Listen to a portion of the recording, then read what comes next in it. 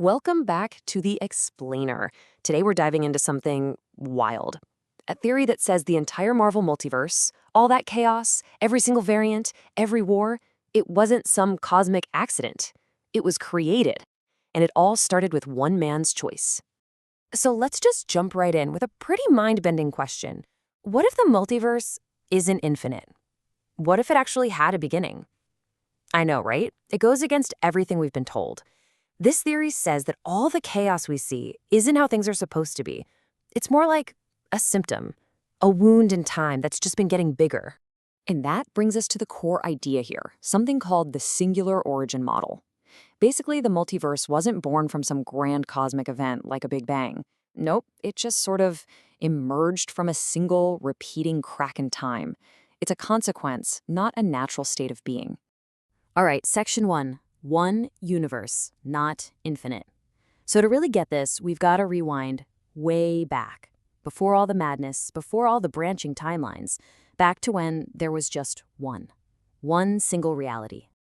Okay, so let's dig in. The theory basically says that there was originally just one universe, and this multiverse, we know, it's like a wound that just kept growing and growing over time. And that little detail, it changes everything. It means the multiversal chaos we're seeing wasn't inevitable. It wasn't destiny.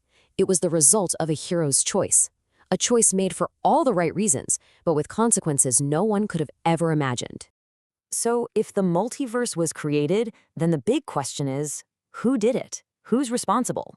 Well, this theory points its finger at one man. A man literally out of time. You could almost call him the temporal patient zero. You remember the end of Endgame, right? Steve Rogers goes back to return the Infinity Stones. Mission accomplished.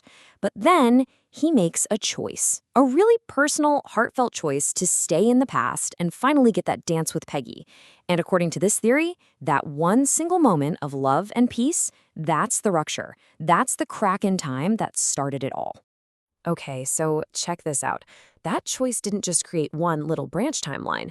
No, it created something way more dangerous, a closed, repeating loop. Think about it. Step 1, the Avengers time travel. Step 2, Steve does his job. Step 3, he decides to stay behind. And step 4, well, history just moves along exactly as it did, which leads right back to the Avengers needing to time travel to fight Thanos in the first place, which means Steve has to do it all over again, and again, and again. It's an infinite loop. It literally puts the entire universe on a cosmic photocopier that never, ever turns off. All right, section 3, Birth of the X-Men. Now this is where it gets really interesting. If the universe is just getting copied over and over, how do you get anything new? How does one choice from one man lead to whole new franchises? I'm talking about the X-Men, all the different Spider-Man universes, the Fantastic Four. Where did they come from? Well, the theory has a name for this, multiversal inflation. This wasn't some neat and tidy branching of timelines like we saw in Loki. No way. This was messy.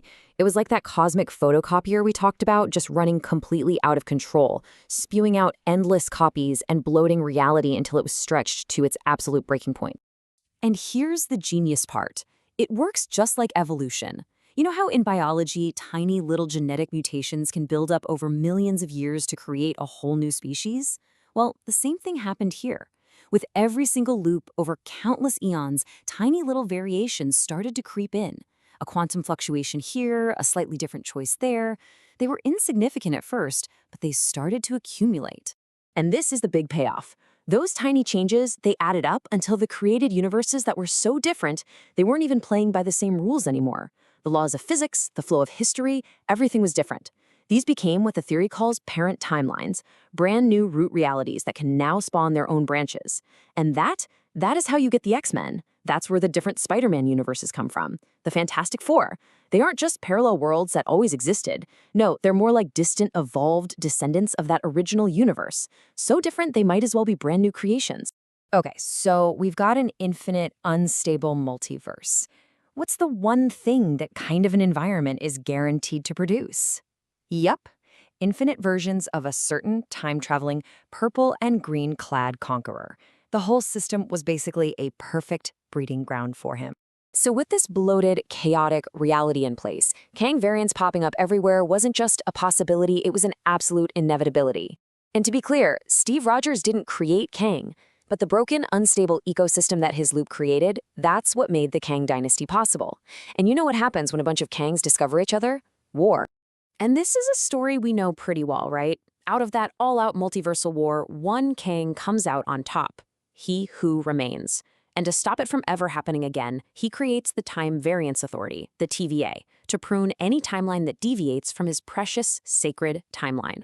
But, and this is a huge but in this theory, the TVA was just a bandage. It was never a cure. He who remains didn't fix the original problem, that repeating Steve Rogers loop. He just managed the symptoms. He was pruning timelines that were pretty similar to his own, but those really different parent timelines, the X-Men universe, the Raimiverse, probably way outside his control. The multiverse was already broken, which means incursions aren't just random accidents. They're the system collapsing under its own weight. Okay, let's move on to the next piece of this puzzle. Section 5, the Soul Stone Error. We've got infinite loops, right? Well, what happens if one of those loops glitches? What if one small mistake with one very powerful Infinity Stone created a totally new kind of threat? So, picture this. In one rare, glitched version of the loop, Steve is back on Vormir to return the Soul Stone. But he's grieving Nat, and he just holds the stone a second too long. The theory says he gets pulled into the soul world, where he actually sees Natasha's spirit, and she gives him this really cryptic warning. You don't want to hold a stone that can take and give lives for too long, Steve. But he doesn't listen. I mean, can you blame him? He's lost so much.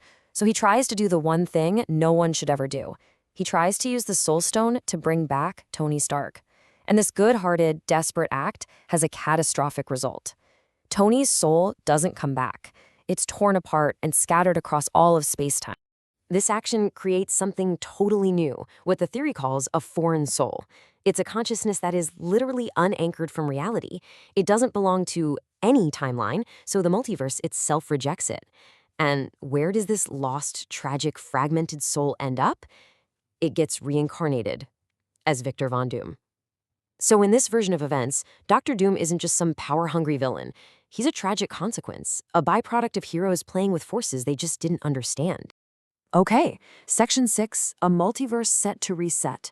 Now, think about this from Doom's point of view. He's not the bad guy. He's a victim, and he sees the Avengers as the ones who shattered reality in the first place. He sees them as vandals, and he believes he's the only one with the strength and the will to clean up their mess. So Doom masters both science and magic, figures out the truth of where he came from, and traces it all the way back to that one choice Steve Rogers made. In his mind, the Avengers are vandals of reality. So his solution isn't just to beat them, it's to erase their biggest mistake. He decides that the multiverse itself, the very idea of more than one reality, has to die. His plan: collapse everything, all universes, all timelines, into one single place that he can control, Battleworld. This isn't about conquest for him. It's about forcing everything to belong somewhere, to finally end the chaos. And if this theory is true, it completely changes how we should look at Secret Wars. It's not just a big, fun crossover. It's not a reboot. It's a reconciliation. It's the only logical way to fix things, to bring all these franchises that were once part of a single universe back together. It means our main MCU timeline, Earth 616, it was never the original.